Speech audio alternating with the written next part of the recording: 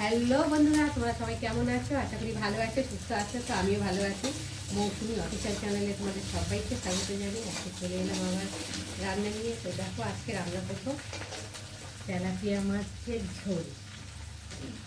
মাছগুলোকেই ফার্স্টে ভালো করে কেটে বেছে ধুয়ে নুন হলুদ মাখিয়ে লঙ্কা গুঁড়ো হলুদ গুঁড়ো মাখিয়ে আর মাছগুলোকে এভাবে ফার্স্টে ভেজে নিয়েছি। তারপরে ওই তেলের মধ্যে, কড়াতে তেল ছিল, ওই তেলের মধ্যে কালো জিরে ফোড়ন আর পেঁয়াজ ফোড়ন দিয়ে আলুগুলোকে আস্তে লাল লাল করে ভেজে নিই। হালকা লাল লাল করে ভাজা হয়ে এসেছে। আর এখন আমি দিয়ে দেবো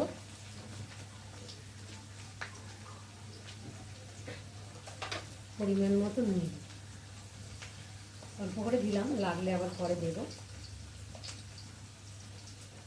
হলুদ দেবো,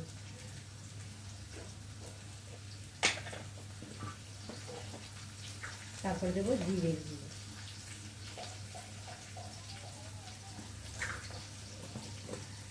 তারপরে দেবো আদা,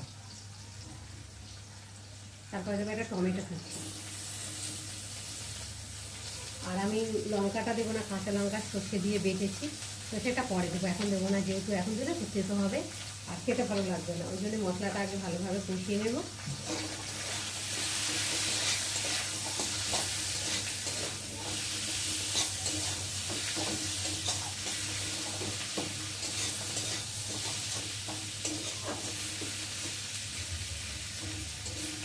তো দেখো, মশলা দিয়ে ভালোভাবে কষিয়ে নিয়েছি।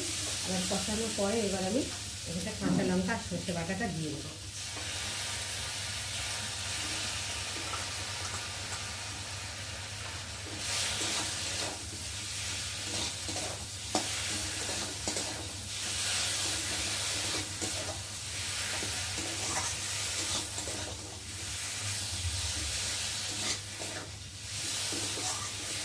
সর্ষে বাটাটা দিয়ে একটু ভালো করে নেড়ে চেড়ে নেব।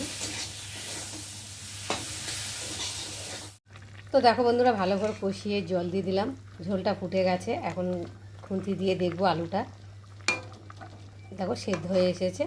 আর এখন আমি দিয়ে দেবো ভেজে রাখা মাছগুলোকে।